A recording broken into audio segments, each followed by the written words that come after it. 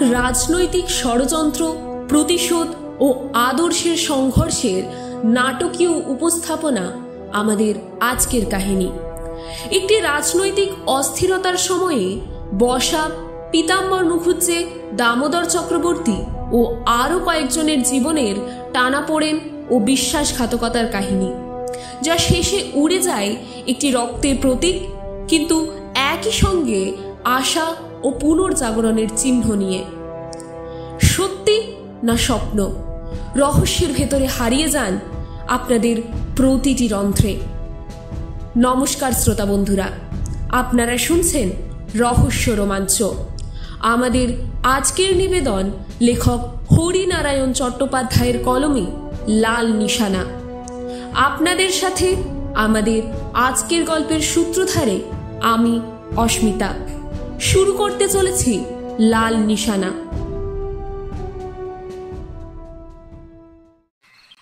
কচু পাতার উপর ঘন মাকড়সার জাল, মাদার গাছের তলাটা ঝুপসি অন্ধকার, কচুরিপানা ঢাকা মজা ডোবাটার ওপর বাঁশঝাড়গুলো নুয়ে নুয়ে পড়েছে। দু একটা বাঁশ জলের বুকও ছুঁয়েছে। ডোবাটার ধারে ধারে কলমি দামের জঙ্গল।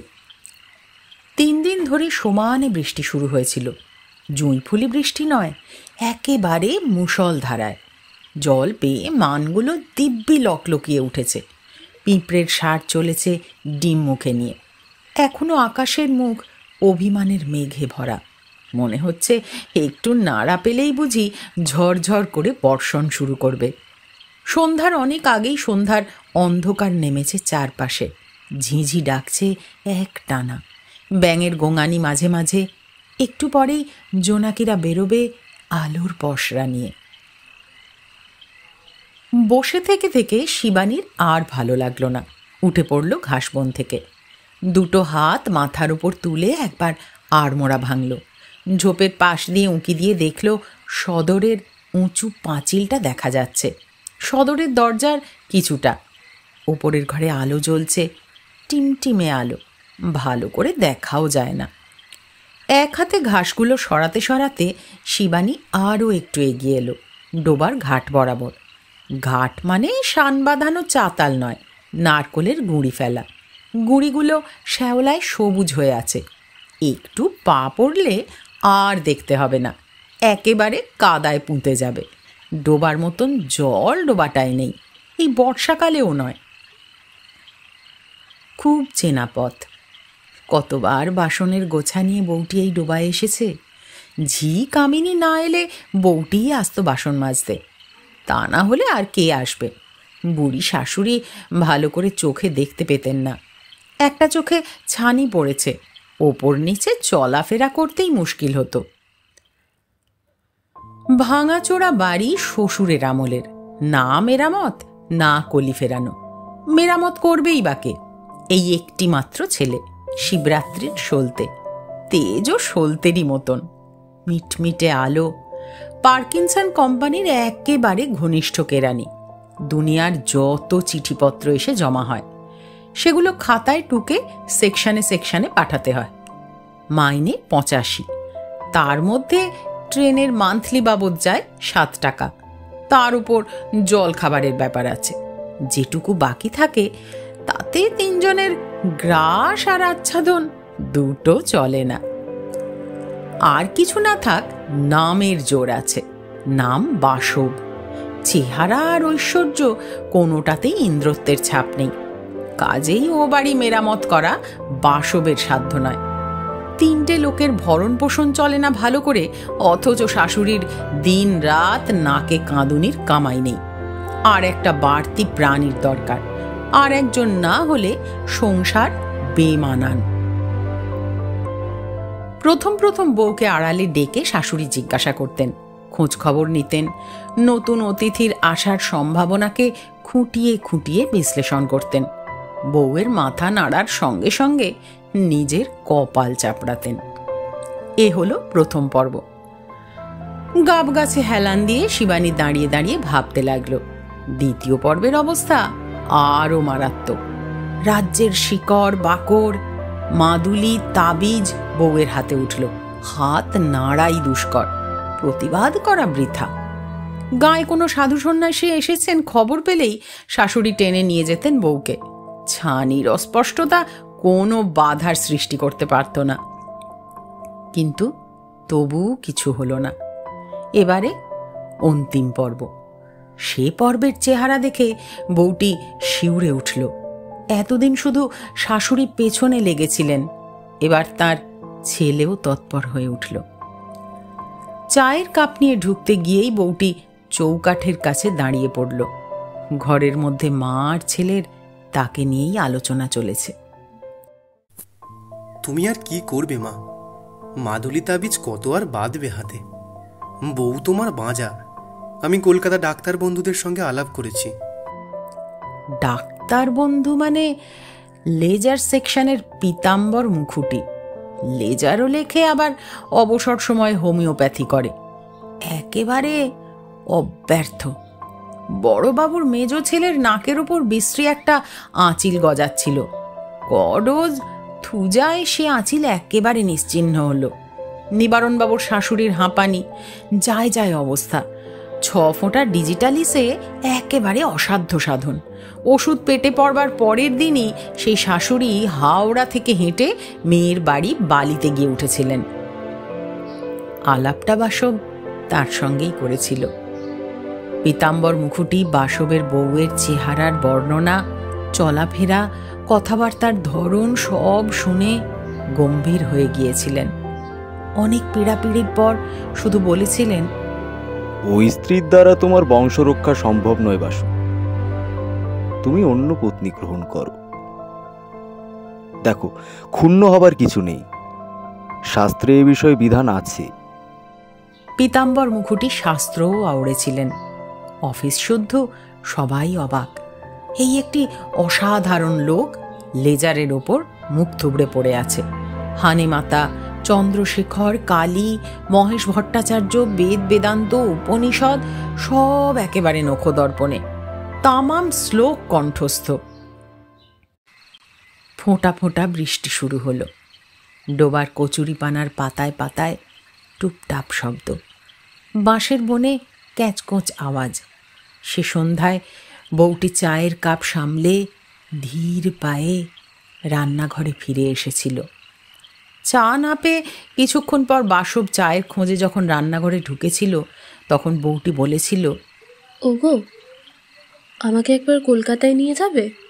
কলকাতায় কেন? বাসব ভ্রুকুচকে দাঁড়িয়ে পড়েছিল। না, আসলে একবার ডাক্তার দেখাবো। ডাক্তার? বুঝেও না বোঝার ভান করল বাসব। হ্যাঁ, না মানে কেন আমার এমন অবস্থা তাই দেখাবো। আমার স্বাস্থ্য তো এমনিতে খারাপ নয় বলো, কোনো শক্ত অসুখ বিসুখও নেই। তবে বাসব হেসেছিল। ভগবানের সঙ্গে লড়াইয়ে ডাক্তারকে হারতেই হবে। তার মানে? মানেটা আর বাসব খুলে বলেনি। আস্তে আস্তে সরে গিয়েছিল সেখান থেকে। বউটি অনেকক্ষণ আর মুখ তুলতে পারেনি। লজ্জা নয়, সংকোচ নয়, একটা দারুণ দাহে অস্থি পুড়ে যেন ছাই হয়ে গিয়েছিল। অনেকদিন দুজনের মধ্যে কথা বন্ধ ছিল। বউটি যাও বা 2-1বার কথা বলতে চেষ্টা করেছিল, দারুণ ঔদাসীন্যের ভাব দেখিয়ে বাসব তাকে এড়িয়ে গেছে। সারাটা দুপুর তক্তপোষে উপুর হয়ে বউটি কেঁদেছে। নাম জানার সমস্ত দেবতাকে স্মরণ করেছে মনে মনে। একটি পৃথক সত্তা, দুজনের মিলিত স্পর্শে আরেকটি প্রাণের দীপ্তি প্রার্থনা করেছে আকুল ভাবে। কিন্তু আকুল আবেদনের সাড়া মেলেনি। চুপি চুপি ঠাকুর ঘরে গিয়ে মাথা খুঁড়েছে। পাষাণ বিগ্রহের ভাবান্তর ঘটেনি। বুকের ব্যথা চেপে সংসার করেছে বউটি। শাশুড়ির সেবা, স্বামীর সোহাগ খেতে খেতে চমকে উঠেছে মাঝে মাঝে। অন্য কথা মনে এসেছে। ভেবেছে যে লোকটি এত কাছে এসে একান্ত হয়ে ভালোবাসার মিষ্টি কথা শোনাচ্ছে, সেই একদিন চোখের সামনে দিয়ে অন্য লোকের হয়ে যাবে, আর একজনকে সোহাগ করবে ঠিক এমনি ভাবে। ভাবতে ভাবতে দু চোখ ভরে গেছে জলে। আঁচল দিয়ে চোখ চেপে স্বামীর আলিঙ্গন থেকে অব্যাহতি পাবার চেষ্টা করেছে। শিবানী আরো একটু এগিয়ে এলো। এখান থেকে সদর দরজাটা স্পষ্ট দেখা যাচ্ছে। দরজাটা ভেতর থেকে বন্ধ করা। এছাড়া আরও একটি দরজা আছে পেছন দিকে, খিড়কির দরজা। সেটা খুললেই আরেকটি পুকুর, চারধারে সুপুরি গাছের বাহার। সে পুকুর বাসবদের নয়, মজুমদারদের। কাক চক্ষু জল। প্রত্যেক মাসে শ্যাওলা পরিষ্কার করা হয়, ঝাঁঝি তোলা হয়, আর আগাছাও ওপরানো হয়। সেই পুকুরেই বাসবরা স্নান করা, কাপড় কাচা সব করত। খাবার জলও ভরত সেখান থেকে। সেই ঘাটের চাতালে বসে কতদিন বউটি গভীর রাত পর্যন্ত কেঁদেছে। গুমড়ে গুমড়ে কান্না। সে কান্না শোনার জন্য কেউ জেগে থাকেনি। কারো ব্যগ্র হাত ছুটে আসেনি বউটিকে বাড়ির মধ্যে নিয়ে যাবার জন্য। নিজের মনকে জিজ্ঞাসা করেছে, একবার নয়, বহুবার, এ কি সত্যি তার স্বামী আবার একজনকে অঙ্কুশায়িনী করবে? মন্ত্র পড়ে এতদিন একসঙ্গে বাস করে আদর যত্ন কিংবা তার ভালো করে যাকে কাছে কাছে রেখেছিল, যে তার দ্বিতীয় সত্তার মতন, তাকে এক মুহূর্তে সরিয়ে দেবে এক পাশে অবহেলার আবর্জনায়, আর একজনকে বসাবে তার জায়গায়। একই বাড়িতে দুজন থাকবে, হয়তো পাশাপাশি নতুন মিলনের খিলখিল হাসি কান পেতে শুনতে হবে। চুরি করে দেখবে দুজনের মোদির কটাক্ষ বিনিময়। বউটির প্রথম বিবাহিত জীবনের দৃশ্যগুলো আবার পুনরাভিনীত হবে, অবশ্য কেবল নতুন নায়িকা নিয়ে। অথচ বউটির কি দোষ? এতটা শাস্তি পাবার মতন কোন অপরাধ সে করেছে? বাসব বেশ গম্ভীর হয়ে গিয়েছিল। নেহাত দায়সারা গোছের উত্তর, তাও দু এক কথায়।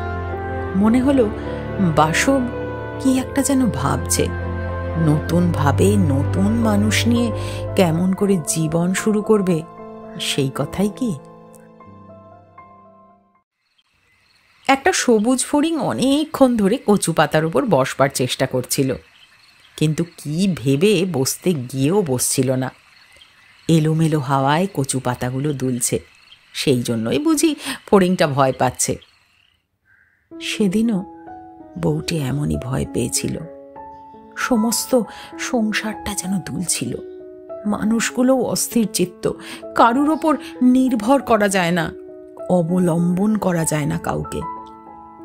সবাই চাইছে পুরনো মানুষ সরে গিয়ে নতুন মুখ আসুক, এক অপূর্ব কলকাকলিতে ভরে উঠুক সংসার, ছোট দুটি মুঠির বাঁধনে গোটা সংসারটা বাঁধুক। একদিন বউটি লুকিয়ে লুকিয়ে ভাজকে একটা চিঠি লিখেছিল। বাপের বাড়ির দিকে ফিরে চাইবার মতন তার কেউ ছিল না। বাপকে ভালো করে তার মনেই পড়ে না। অস্পষ্ট একটা ছবি দেখে আবছা একটা রূপ কল্পনা করে নেয়। মাকে দেখেছে, জীর্ণ রোগক্লিষ্ট চেহারা, দুপা চলতে গেলে হাঁপায়, মাসের মধ্যে অর্ধেক দিন খাওয়া দাওয়া বন্ধ, ঘরের কোণে ছেঁড়া কম্বল জড়িয়ে শুয়ে থাকত। সংসার করার স্বাদ তার মিটে গিয়েছিল। সুস্থ থাকলে কেবল ভগবানের কাছে প্রার্থনা জানাতো, মেয়েটিকে কোনো রকমে পার করে দাও ঠাকুর, আর কিচ্ছু চাই না। বেশি কিছু চাইবার মতন বরাতও করে আসেনি। দুবেলা দুমুঠো খেতে পায় আর পরনের কাপড় জোটে, তাহলেই হবে। বউটির মা বুঝি একটা কথা প্রার্থনায় জানাতে ভুলে গিয়েছিল, ভাত কাপড়ই শেষ কথা নয়, শান্তি, শান্তি যেন পায় মেয়েটা। একবেলা খাবার জুটুক ক্ষতি নেই, পরনের বসন শতচ্ছিন্ন হলেও ক্ষোভের কিছু নেই, কিন্তু যদি সুখ না থাকে, মনে আনন্দ না থাকে, তাহলে জীবনের হাজার সম্পদ বরবাদ হয়ে যায়। মা যেন বিয়েটা দেখার জন্যই বেঁচেছিল। বিয়ে হয়েছিল মাঘ মাসে, মা গেল বৈশাখে। শেষ সময় মেয়ে মাকে একবার চোখের দেখাও দেখতে পায়নি। ভাই বদলি হয়েছিল জামালপুরে, মা ছেলের কাছে দেহ রেখেছিল। এখন ভাই জামালপুরে নয়, পাটনায়। বউটি সেখানেই চিঠি দিল। চিঠিটা ভাজকে উদ্দেশ্য করেই লিখল, কিন্তু আসল লক্ষ্য দাদা। দাদা যেন পড়ে এবং একটা বিহিত করে, না হলে বউটি বা যাবে কোথায়, কার দিকে চাইবে? এদের মানে এ বাড়ির হালচাল যেন ভালো লাগছে না, কেমন একটা থমথমে ভাব। ভালো করে কেউ কথা বলে না, কেবল এধারে ওধারে ফিস ফিস পরামর্শ। বউটি গেলেই সব থেমে যায়, ওরা কথা বলার ভান করে। আসল কথাটার আভাসও তার মানে তুমি যদি প্রশ্ন করো, আজ রাতে আকাশের নক্ষত্রের সংখ্যা কত? বলতে পারবো না, কারণ সংখ্যাটা আমারই জানা নেই। চালাকি রাখো, দেবে তো উত্তর? প্রশ্নটা করেই দেখো না। বউটি বাসবের গা ঘেঁষে শুতে শুতে বলেছিল, তুমি তুমি নাকি আবার বিয়ে করবে? পাত্রীও নাকি ঠিক হয়ে আছে? কয়েক মিনিটের নিস্তব্ধতা। বাসব চুপচাপ রইল, তারপর পাশ ফিরতে ফিরতে বলল, মাঝে মাঝে তোমার মাথায় বুঝি ভূত চাপে? আজই শুনে এলাম। কার কাছে? একটুও না থেমে বউটি বলেছিল, চাটুজ্যদের নব এসেছিল আমার কাছে। তোমার চাটুজ্যেদের নব ঘটকগিরি করছে বুঝি? না, তবে যিনি করেছেন তার কাছ থেকেই শুনেছে। বাসব এবার উঠে বসল। অন্ধকারে বউটির মুখ ঠিক দেখা গেল না, কাজেই সে মুখের লিপি পড়া সম্ভব হলো না। আস্তে আস্তে বলল, তা ঘটক চূড়ামণিটি কে? পূর্বপাড়ার দামোদর চক্রবর্তী। সঙ্গে সঙ্গে বউটিও উঠে বসেছিল। উত্তেজনায় কণ্ঠস্বর কাঁপছে। বাসবের মনে হলো ইতিমধ্যে 2-1 ফোঁটা জলও বোধহয় পড়েছে চোখ থেকে। বাসব নিজেকে সামলে নিয়েছিল, খুব গম্ভীর গলায় বলেছিল, মাঝরাত্রিতে এমন রসিকতা শোনার মতন সময় আমার নেই। ভোরে অফিস আছে, আমায় ঘুমোতে হবে। বাসব পাশ ফিরে শুয়ে ঘুমোবার ভান করেছিল। বউটি আর কথা বাড়ায়নি। এটুকু বুঝতে পেরেছিল, আর একটা কথা বললেই বিরক্ত হবার ছুতো করে বাসব হয় মেঝের উপর কিংবা বারান্দায় গিয়ে শোবে। কিছুক্ষণ পরে বাসব সত্যিই ঘুমিয়ে পড়েছিল, কিন্তু বউটি ঘুমোয়নি। চুপচাপ শুয়ে শুয়ে বাইরের তারা ভরা আকাশের দিকে চেয়েছিল। এরা কেউ কিছু বলেনি, কেউ কিছু বলবেও না, কিন্তু বউটি ঠিক বুঝতে পেরেছে বিরাট একটা বাদুড় কালো ডানা প্রসারিত করে এগিয়ে আসছে, অন্ধকারকে আরো সূচিভেদ্য করে। মিশ্রার গাঢ় স্রোতে বউটি নিঃশেষে মুছে যাবে সে সম্ভাবনা দূরে নয়। শাশুড়িকেও কথাটা জিজ্ঞেস করেছিল দুপুরবেলা। শাশুড়ির পা দুটো কোলে নিয়ে বউটি বসেছিল। বাঁজা মেয়েকে নিয়ে ঘর করতে স্বামী রাজি নয়, সম্ভবত আর একবার বিয়ে করার চেষ্টা করছে। তাই যদি হয়, স্বামী প্রেমের শরিক যদি আসে, তাহলে বউটি কি করে বাঁচবে? সবচেয়ে কাছের লোকটা যদি সবচেয়ে দূরে সরে যায়, তাহলে সংসারের আকর্ষণটুকুই তো নিশ্চিহ্ন হয়ে যাবে। উত্তর এসেছিল, এমন সময় এসেছিল বউটি উত্তরের সব আশা ছেড়ে দিয়েছিল। এর মধ্যে এ সংসারে আরো ঢেউ উঠেছে।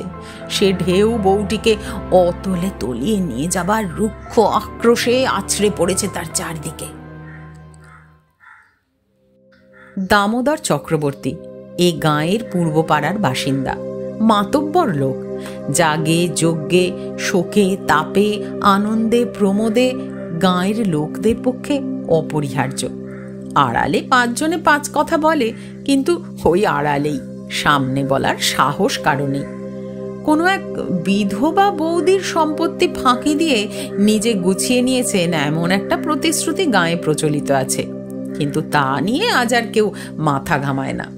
দামোদর চক্রবর্তীর প্রখর ব্যক্তিত্বের দাপটে ছোটখাটো ত্রুটি বিচ্যুতি মুছে গিয়েছে। সেই দামোদর চক্রবর্তী একদিন সদরে এসে বসলেন। ছুটির দিন, অফিস যাবার তাড়া নেই, সারা দিনটাই ঢিমে ছন্দে বাঁধা। রান্না করার ফাঁকে ফাঁকে বউটি দরজার কপাটের ফাঁকে চোখ রেখেছিল। সব কথা কানে আসেনি, যা 2-1টি এসেছিল তাতেই তার মুখে সবটুকু রক্ত নিঃশেষে শুকিয়ে গিয়েছিল। হ্যাঁ হ্যাঁ বাবাজি, এতে আর চিন্তার কি কারণ, শাস্ত্রে বিধান রয়েছে। একেবারে অফিসের পীতাম্বর মুখুটির প্রতিধ্বনি। দামোদর চক্রবর্তী আরও এক ধাপে গিয়েছিলেন, সঙ্গে সঙ্গে গোটা 5 পাত্রীর ফিরিস্তিও দিয়েছিলেন। ভেজানো কপাটের ফাঁক দিয়ে বউটি স্বামীর মুখটা দেখবার চেষ্টা করেছিল, পারেনি। দেখতে চেয়েছিল সে মুখে কিসের চিহ্ন, বেদনার না প্রচ্ছন্ন উল্লাসের। দুহাতে নিজের বুক চেপে বউটি সরে গিয়েছিল।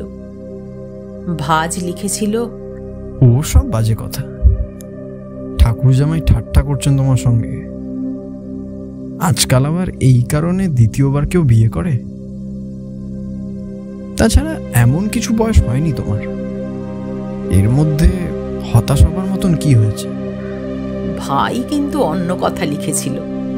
যদি বাসব অন্য পত্নী গ্রহণ করে সংসারের প্রয়োজনে, বংশরক্ষার প্রয়োজনে, হয়তো তার এই কাজ করা ছাড়া পথ নেই, তাহলে সমস্ত ব্যাপারটা বউটির সহজভাবে গ্রহণ করা উচিত।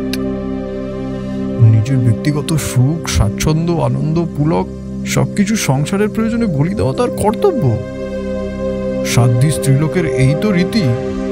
আরো দুপাতা ছিল সাধ্বীদের অন্যান্য কর্তব্য সম্বন্ধে, সবটা পড়ার ধৈর্য বউটির ছিল না। চিঠিটা টুকরো টুকরো করে পিছনের আগাছার জঙ্গলের মধ্যে ফেলে দিয়েছিল।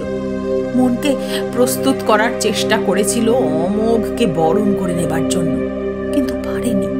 সবকিছুর অন্তরালে গোপন কাঁটা বুকের মাঝখানে গিয়ে বিঁধেছিল। নড়তে চড়তে গেলেই অব্যক্ত একটা বেদনা, নীরবের অন্তঃক্ষরণ। মাঝে মাঝে সোজাসুজি বাসবকে প্রশ্নও করেছিল। শুতে যাওয়ার আগে মশারি ফেলতে ফেলতে বউটি বলেছিল, কি গো, ঘুমুলে নাকি? বাসব ঘুমোয়নি, চিত হয়ে শুয়ে পান চিবোচ্ছিল। বউটির কথায় উত্তর দিয়েছিল, আচ্ছা, একটা কথা জিজ্ঞেস করব? করো। সত্যি সত্যি উত্তর দেবে তো? উত্তর যদি জানা থাকে তো দেব। প্রশ্নটি সে করেছিল, কিন্তু যে উত্তর বউটি আশা করেছিল তা পায়নি। পা টিপতে টিপতে শাশুড়িকেও বলেছিল, একটা কথা জিজ্ঞেস করব মা। শাশুড়ি বিরক্ত হয়েছিলেন। বলো বাচ্চা, কি বলবে? একটু ঘুম এলেই তো তোমার যত কথা। বউটি ভয়ে কিছুক্ষণ চুপ করেছিল। একটু পরে শাশুড়িই মনে করে দিয়েছিলেন। কই, কি বলবে বাচ্চা, বলো। মাথা নিচু করে খুব মৃদু গলায় বউটি জিজ্ঞাসা করেছিল, আপনার ছেলে নাকি আবার বিয়ে করছে? আপনারা নাকি ওর বিয়ে দেওয়ার চেষ্টা করছেন? শাশুড়ি সঙ্গে সঙ্গে উত্তর দিয়েছিলেন, তা আর কি করবো বাচ্চা, তুমি তো পারলে না সংসারে শান্তি আনতে। এত বছর বিয়ে হলো, তবু কোলে কিচ্ছু একটা এলো না। আর যে আনবে এমন সম্ভাবনাও তো কম। কাজেই বংশরক্ষার কথা তো ভাবতেই হবে, তাই না? বহু কষ্টে চোখের জল ঠেলে বউটি উঠে পড়েছিল। শোবার ঘরে ঢুকে আর পারেনি নিজেকে সংযত করতে, কান্নায় ভেঙে পড়েছিল। চোখের জল মোছেনি। শাশুড়ি কান্নার শব্দে ঘরের চৌকাঠে এসে দাঁড়াতে পারেন সে কথা একবারও ভাবেনি। এত সব ভাববার অবকাশ ছিল না। পায়ের তলা থেকে আচমকা মাটি সরে গেলে যেমন নিরালম্ব অবস্থা হয়, বউটির অবস্থা ঠিক তেমনই হয়েছিল। এতদিন যে কথাটি বউটির আড়ালে ফল্গু স্রোতের রূপ নিয়েছিল, আন্দাজে শুধু স্বরূপ বুঝতে হয়েছিল বউটিকে। সেই কথাটা গোপনতার বোরখা খুলে একেবারে মুখোমুখি দাঁড়ালো। তার মানে এই সংসারে আর কেউ বউটিকে চায় না। সংসার ভালোবাসে, ছায়া দেয়, পরিবর্তে প্রতিদান চায়। পুরুষ অর্থ দিয়ে তাকে পরিপূর্ণ করবে, নারী দেবে নিজের হৃদয়ের অংশ, নিজের মমতা আর পুরুষের পৌরুষ মিশিয়ে নতুন যে সত্তার আবির্ভাব হবে তাকে পৃথিবীতে আনার দায়িত্ব নারীর। এ প্রতিদান বউটি দিতে পারেনি, তাই সংসারের বিরাট চাকার তলায় তার পিষ্ট হওয়া ছাড়া অন্য কোনো গতি নেই। শিবানী এবারে হনহন করে বেশ কিছুটা এগিয়ে এলো, পায়ে চলা পথটার কাছাকাছি। ঠিক দরজার ওপারে তুলসী মঞ্চ। রোজ সন্ধ্যায় তার তলায় প্রদীপ রেখে আঁচল জড়িয়ে বউটি প্রণাম করত। বিয়ের পর স্বামীর মঙ্গল কামনা করত, সংসারের উন্নতি। তারপর রোজ সন্ধ্যায় শুধু এক প্রার্থনা, সে সন্তানবতী হতে চাইত। তার সামর্থ্য স্বল্প, বিত্ত প্রায় শূন্য, তবু তার যা আছে, যতটুকু আছে, দেবতাকে অর্পণ করবে। শুধু পরিবর্তে একটি প্রার্থনা, তরু ফলবতী হোক। বউটি বুক চিরে রক্ত দেবে, হাতের ক্ষয়ে যাওয়া চুড়ি দুটো বাঁধা দিয়ে বেচে ঠাকুরের পুজো দেবে। নতুন অতিথির কলঝংকারে শুধু হে সংসার মুখরিত হোক। বন্ধা নারীর প্রার্থনাও বন্ধা হলো। আরো কঠোর হলো সংসার। সংসারের লোকগুলো মুখের ওপর নিষ্পৃহতার মুখোশ টেনে নিল। প্রত্যেক শনিবারেই বাসবের অফিস থেকে ফিরতে দেরি হতো। কোনো একদিন রবিবার বিকেলেও বেরিয়ে যেত। ফিরে এসে দরজা বন্ধ করে মা বেটায় চাপা গলায় ফিসফিস কথাবার্তা। বন্ধ দরজায় কান পেতে বউটি শোনবার অনেক চেষ্টা করত। কিছু শুনতে পেত, বেশিরভাগই পেত না। যেটুকু পেত না সেটুকু কল্পনার রূপ মিশিয়ে উজ্জ্বল করে তোলার চেষ্টা করত।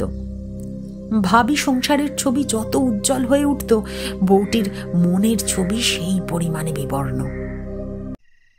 অবশেষে কাল রাত্রি এলো। খাওয়া দাওয়ার পর বউটি ঘরে ঢুকেই দেখেছিল বাসব জানলার ধারে দাঁড়িয়ে আছে। হাতের জ্বলন্ত সিগারেট থেকে ক্ষীণ ধোঁয়া উঠছে কুণ্ডলি পাকিয়ে। বউটি ঘরে ঢুকতেই বাসব ঘুরে দাঁড়ালো।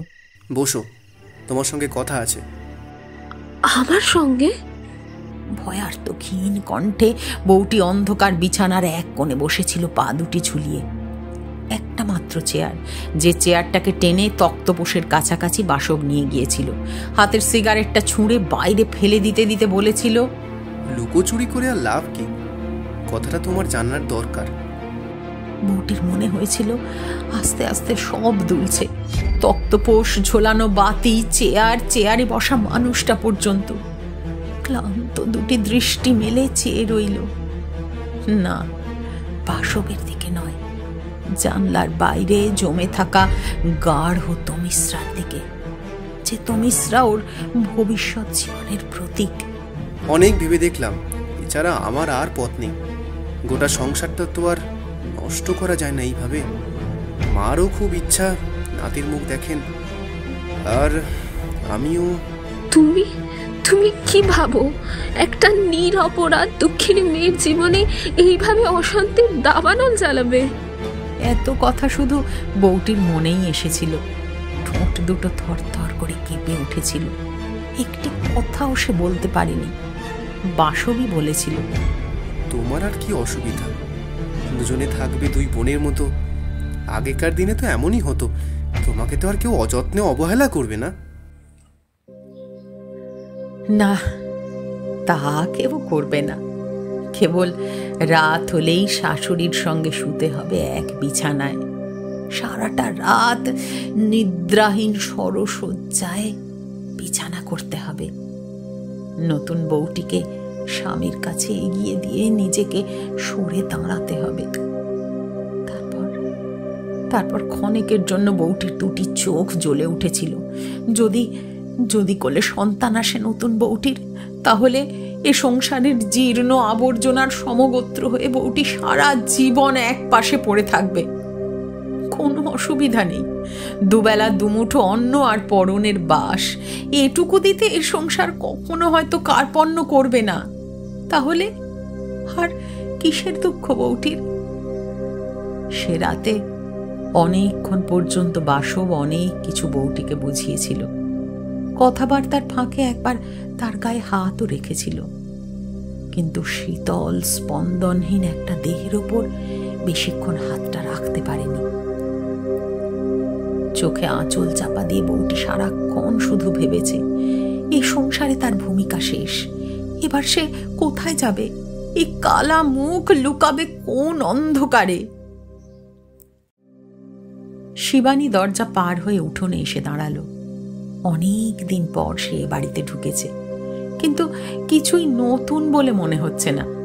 পাঁচিলের গায়ে ঘুঁটের সার, উঠোনের কোণ ঘেঁষে আগাছার ঝোপ, সিঁড়ির তলায় কাঠকুটোর স্তূপ, ভাঙা চেয়ার থেকে শুরু করে টেবিলের পায়া, ঝুড়ি, চুবড়ি, চেরা কাঠের জঞ্জাল। আরেকবার উপরের দিকে শিবানী চেয়ে দেখল, আলো জ্বলছে, মিটমিটে আলো। তার ম্লান ছায়া জামরুল গাছের পাতাগুলোর ওপর পড়েছে। সেদিনেই উঠোনটাই সাজানো হয়েছিল। পাড়ার পুরুষেরা এসে জড়ো হয়েছিল, মেয়ের দল এসেছিল শাঁখ ঘণ্টা হাতে। বাসবের অন্তরঙ্গ যারা, তারা এগিয়ে গিয়েছিল স্টেশন পর্যন্ত, বর বধূকে সঙ্গে করে নিয়ে আসবে। সে রাতে বউটির বিশেষ খোঁজ পড়েনি।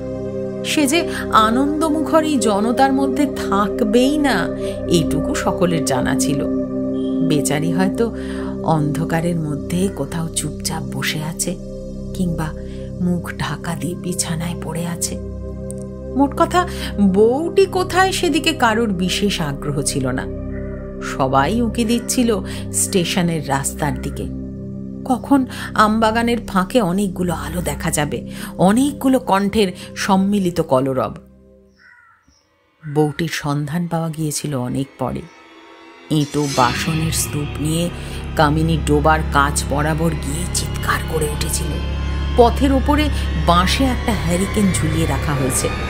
আলো হয়তো খুব জোর নয়, কিন্তু সেই আলোতেই বেশ দেখা গেল। ও মা গো! কামিনীর চিৎকার আর সঙ্গে সঙ্গে বাসনের ঝনাৎকার। খুব ঘটার বিয়ে না হলেও বাড়িতে বাড়তি লোক কিছু ছিলই। তারা ছুটে এসে দাঁড়ালো। একবার উঁকি দিয়ে পুরুষরা সরে গেল, মেয়েরা পাল্টা চেঁচামেচি শুরু করলো। লোকের পেছনে বাসবও এসে দাঁড়িয়েছিল, দুটো চোখ বিস্ফারিত করে সেও দৃশ্যটা দেখেছিল। এতটা কিন্তু কেউ আশা করেনি, ছেলেও না, ছেলের মাও না। বউটি অসুখী, এমন একটা ব্যাপারে সেটাই স্বাভাবিক। স্ত্রীলোক সব দিতে পারে, সব কিছুর ভাগ কেবল স্বামীর ভাগ ছাড়া। কিন্তু তা বলে মাদার গাছের নিচু ডালে পরনের শাড়ি এভাবে বেঁধে নিজেকে শেষ করবে, এ কথা কেউ স্বপ্নেও ভাবেনি। এমন নির্লজ্জ কি করে হতে পারলো বউটা? নাকি নিজের যৌবন পুষ্পিত দেহ সকলের সামনে উন্মোচিত করে প্রমাণ করতে চেয়েছিল এ বন্ধাত্ম তার দোষ নয়? ক্ষীণ বয়োধর, ক্ষীণ কোটি, গুরু উরু, নারীর সমস্ত ঐশ্বর্যের সে অধিকারিণী। সংসার তাকে বঞ্চনা করেছে, সংসারের মানুষ প্রতারিত করেছে তাকে, অকারণে তাকে সংসারচ্যুত করেছে বিনা দোষে। সবচেয়ে বেশি আঘাত পেয়েছিল নতুন বউ সুরমা। উন্মুক্ত অবারিত নারী দেহের দিকে বেশিক্ষণ চেয়ে থাকতে পারেনি। কিন্তু যখন বউটির দেহ নামিয়ে পুলিশের ঝামেলা মিটিয়ে লাল পাড় শাড়ি পরিয়ে সীমন্তে সিঁদুর পায়ে আলতা দিয়ে বাঁশের শয্যায় শোয়ানো হয়েছিল, তখন সুরমা নিষ্পলক নেত্রে চেয়ে চেয়ে দেখেছে। অন্য সব স্ত্রীলোকের সঙ্গে হুমড়ি খেয়ে পড়ে পায়ের ধুলো নিয়েছে, স্বীকার করেছে আজকের উৎসব সুরমাকে কেন্দ্র করে হবার কথা। কিন্তু ওই নিষ্প্রাণ চন্দন চর্চিত বিয়ের সাজে সজ্জিতা মহিলাটি উৎসবের সবটুকু আনন্দ অপহরণ করে নিয়ে যাচ্ছে। আজ সে নিজেকে নিঃশেষ করেও বিজয়িনী। তরতর করে সিঁড়ি বেয়ে শিবানী ওপরে উঠে এলো। কেউ কোথাও নেই, তাতে তার কোনো অসুবিধা নেই। সিঁড়ির প্রত্যেকটি ধাপ তার চেনা, বাড়িঘরের প্রতিটি জানলা দরজা। তারস্বরে শিশুটি চেঁচিয়ে চলেছে। ধারে কাছে কেউ নেই। শাশুড়ি ভিন গায়ে বোনের বাড়ি আজ সকালে গেছেন গরুর গাড়ি করে। ইদানিং ছানি কাটিয়ে অনেকটা সমর্থ হয়েছেন, এদিক ওদিক যাওয়া আসাও করেন। বাসব এখনো ফেরেনি। আজকাল তার ফিরতে বেশ রাত হয়, এটা শিবানী লক্ষ্য করেছে। অফিসের পরেও একটা টিউশনি করে। শুধু মাইনের হাওয়ায় সংসার তরণী অচল। পালে বাড়তি হওয়ার জন্য বাড়তি রোজগারের প্রয়োজন। ছোট্ট একটা বাড়তি প্রাণী হলে হবে কি, তার ঝঞ্ঝাট অনেক। সুরমার বুকে দুধ নেই, কাজেই নানা ধরনের ফুডের প্রয়োজন। প্রসবের পর থেকেই আনুষঙ্গিক নানা ব্যাধিতে শরীর দুর্বল, দেহে রক্ত নেই, কালি পড়েছে দু চোখের কোণে, একটু চলতেই বুক চেপে হাঁপাতে থাকে। একটা বউ গেছে দুর্বার স্বাস্থ্য নিয়ে, আধি ব্যাধির বালাই তার ছিল না, কিন্তু এ বউয়ের দাম অনেক বেশি। এর কল্যাণে বংশ রক্ষা হয়েছে, সোনার চাঁদ এসেছে। এ বউয়ের প্রাণের মূল্য অনেক, তাই ডাক্তার আসছে, কবিরাজ আসছে, অফিস ফেরত বাসব দুহাতে রোজ ওষুধের পোঁটলা বয়ে আনছে। ওপরে উঠে শিবানী চৌকাঠের কাছে দাঁড়ালো। ঘরের এক কোণে ছেলেটি শুয়ে চেঁচাচ্ছে। নকশা কাটা কাঁথা, লাল রঙের দুটো বালিশ, চুলগুলো ঝুঁটি করে বাঁধা লাল ফিতে দিয়ে, কপালের এক কোণে কাজলের ফোঁটা। এর অর্থ শিবানীর অজানা নয়। কুনজর যেন না পড়ে, খারাপ বাতাস না লাগে, কোনো অমঙ্গল না হয় শিশুর। সুরমা নেই। সুরমা কোথায় গেছে শিবানী জানে। পেছনের পুকুরে গা ধুতে গেছে। যাবার সময় ছেলেটাকে হয়তো ঘুম পাড়িয়েই গিয়েছিল। হঠাৎ জেগে উঠেছে, ধারে কাছে কাউকে না পেয়ে চিৎকার শুরু করেছে। এই কান্না সুরমার কানে যাবার কথা নয়। বাড়ির দরজা জানলা সব বন্ধ। বৃষ্টির জন্য সুরমা সম্ভবত বন্ধ করে দিয়েছে, কিন্তু শিবানীর কানে ঠিক গেছে। ১.৫ বছর ধরে এমনই এক সুযোগের প্রতীক্ষা এসেছিল। ধারে কাছে কেউ থাকবে না, অসহায় শিশু শুধু থাকবে অরক্ষিত অবস্থায়।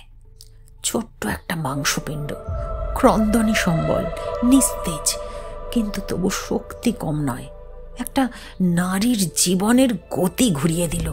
একজনের অস্তাচলের রং নিয়ে আর একজনের উদয়াঞ্চল রাগালো। এ শত্রুকে পরমায়ু ভিক্ষা শিবানী দেবে না। আস্তে আস্তে এগিয়ে শিবানী একেবারে শিশুর গায়ের কাছে দাঁড়ালো। একটা পা তুলল। শিশুর ক্রন্দন এখনই থেমে যাবে, এই মুহূর্তে, একেবারে চিরদিনের মতো। পা দিয়ে শিশুর গলাটা চাপতে গিয়েই শিবানী থেমে গেল। চোখে পড়ল দেয়ালের ফটোটার উপর শিবানীর ফটো। সীমন্তে সিঁদুর, সিঁদুর পায়ের কাছে। ফটোতে টাটকা ফুলের মালা, বোধহয় বিকেলেই দেওয়া হয়েছে। শিবানী চমকে উঠল। তার ফটোর সামনে সুরমা এভাবে শিশুটিকে শুইয়ে রেখেছে। শিবানী ভেবেছিল এ বাড়ি থেকে বেরিয়ে যাবার সঙ্গে সঙ্গেই সে মুছে গেছে। ওই বাড়ির বাসিন্দাদের মনে তার স্মৃতির ছায়া মাত্রও নেই। পরাজিত নিষ্পাপ সত্তাকে কেউ মনে রাখে না, কিন্তু কিন্তু সুরমা আজও তাকে স্মরণ করে। কে জানে বাসব কোনোদিন এই ছবির সামনে এসে দাঁড়ায় কিনা। নতুন জীবন উপভোগ করতে করতে পুরনো কোনো কথা, কোনো চিন্তা সামান্য ঢেউ তোলে কিনা মনের সায়রে। সবচেয়ে বড় কথা, যে স্বাদ সংসারে থাকতে শিবানী পায়নি, তার ক্ষোভ, তার তৃষ্ণা মেটাবার জন্যই বুঝি রক্ত মাংসের এই ঢেলাটাকে দুজনে মিলে তার প্রতিকৃতির সামনে রেখে দিয়েছে। তার ভালোবাসা, তার ঘৃণাকে রক্ষা করবে এই সম্ভাবনায়। শিবানী পা তুলে নিল। দ্রুত পায়ে ঘর থেকে বেরিয়ে সিঁড়ি দিয়ে নেমে উঠোনে এসে দাঁড়ালো। আশ্চর্য, পরিপূর্ণ এই সংসার থেকে চলে যেতে শিবানীর মন যেন উঠছে না, কিন্তু তবু যেতে হবে। অনেক দূরে এই শিশুর অসহায় কান্না যেখানে পৌঁছবে না, তৃপ্তির সমুদ্রে প্রতিহিংসার নীল ফসফরাস আর তাকে কোনো দিন চঞ্চল করবে না। শিবানী সদর দরজা পার হয়ে অন্ধকারে মিলিয়ে গেল।